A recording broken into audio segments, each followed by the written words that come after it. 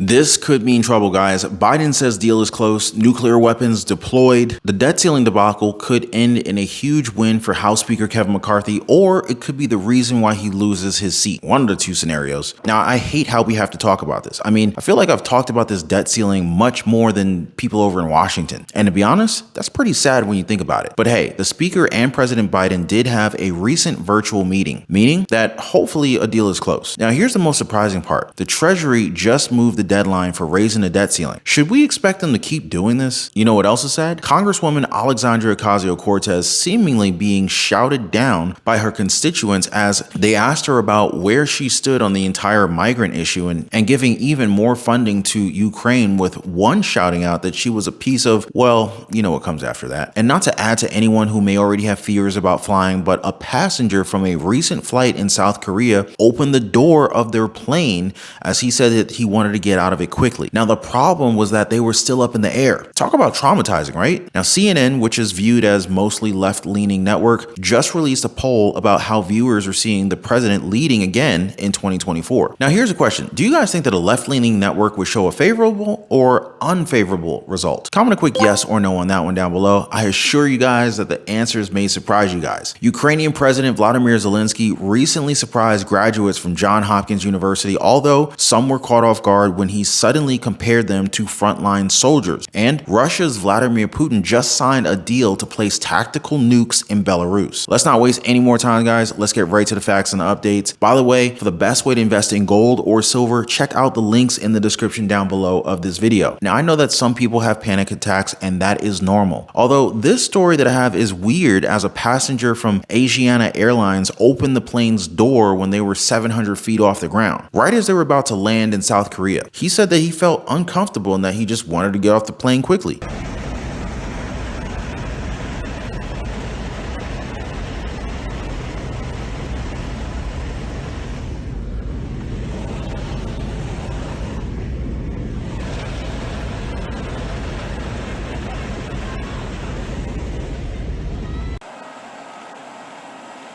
Passengers were sent to the hospital after this as they experienced breathing issues. The man was said to have been distressed as he had just lost his job. You know what? I thought that this door couldn't even be opened if we were up in the air. However, a transportation ministry official from South Korea said that the door can be opened if the plane is close to the ground. I don't know if 700 feet counts as being close to the ground or not, but evidently it does. Doesn't it feel like we're in a world where people just do whatever they feel like doing? Much like what happened recently with Congresswoman Alexandria Ocasio-Cortez, as she had a very interesting town hall in Queens. Yes, so AOC got a very polarizing response from her own constituents. When asked about her stand on the immigrant issue, AOC was called a piece of, yeah. Now, I can't even say this on YouTube, but now you guys pretty much know what I'm talking about here. And I don't believe she answered, and instead just pretty much laughed and said, okay, as the man who was shouting was ultimately escorted out. It's not the only issue that people there were concerned about. Another was her support for even more U.S. funding for the Ukraine, with one woman shouting, quote, "Stop funding the war.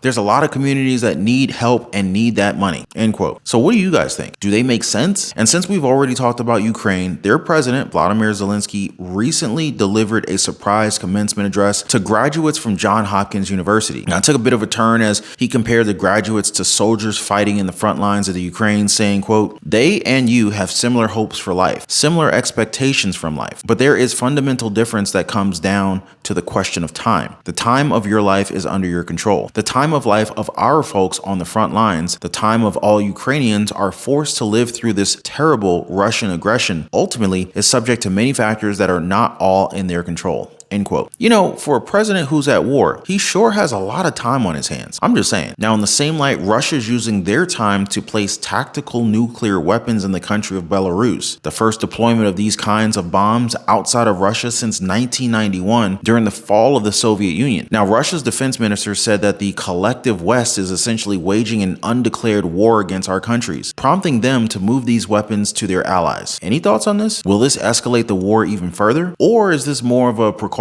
measure for them? Now, on that note, I really wish that our government officials had placed one of these measures when it comes to our debt ceiling. I mean, just look at how it's affecting our elderly, our veterans, and those who are on Social Security. Now, this one story talks about Linda Stanberry, who's 76 years old, and she depends entirely on her $1,800 federal benefits every single month, saying that she barely saves anything after food, utilities, prescription drugs, and supplemental insurance for cancer coverage. Now, if we default, Stanberry sadly said this, quote, "I would have nothing. There's no way I could keep my home," end quote. Now, this isn't a remote situation. She's only one of millions of low-income older Americans who rely on Social Security, and to see little movement with it in recent weeks, it's absolutely unacceptable and startling. Now, we are days away from a possible default, and it could also make or break a situation for the U.S. House Speaker Kevin McCarthy, as some Republicans in the House may not accept a bill that does not follow what they passed. Anything less than that, and we may see a motion to have him removed as Speaker of the House. President Biden, though, has said that a deal is very close, even with the deadline being pushed to June 5th. Are you guys hopeful that they finally get this thing done? Or since the deadline was moved, this will give them a chance to relax and scare us a little bit more? Relaxing really wouldn't help the White House and President Biden, as even CNN admits that a lot of their viewers don't want him back in the Oval Office in 2024. A poll from the network that's viewed as left-leaning showed that a whopping 66% of Americans say that a Biden victory in 2024 will be a disaster or a setback for the country. CNN's Jake Tapper even said this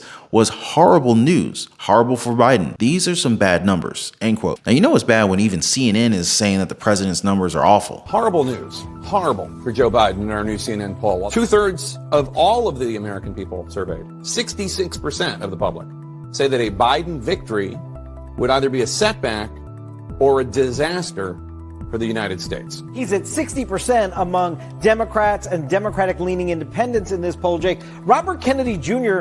is getting 20% support inside this primary right now. Look at how Americans are rating him, Jake. I mean, 35% favorable. That is remarkably low. But you guys tell me, are you in favor of having President Biden for 4 more years? Or would you rather have someone else lead the country? Comment your thoughts down below. You know what I'm in favor of? Anything that would lighten the load for Americans today. It's no mystery that our savings are drying up. Heck, a huge number of Americans are relying on credit cards nowadays. Wages have failed to keep up with inflation, and it's only added to our financial troubles. But what can we do? Now, the simple answer would be to make more money, improve our cash flow, right? But the tough question is how. Now, if you want to learn, you can do that by dropping me some comments down below. We can discuss how we can generate multiple streams of income through side hustles or small businesses, home-based businesses, as long as you find your niche. Now, at this time, you should see 2 videos above my head. Click on these videos and check those out. Now, another way to make money would be to have smart investments in real estate, the stock market, and possibly even gold and silver. Don't hesitate to drop me some comments down below, guys. Always keep chasing your financial freedom. Now, before I wrap things up, please drop a like for the video and share this video with everyone you know, and subscribe for your daily dose of truth. Appreciate you guys watching. Y'all be safe. I'll see you on the next one.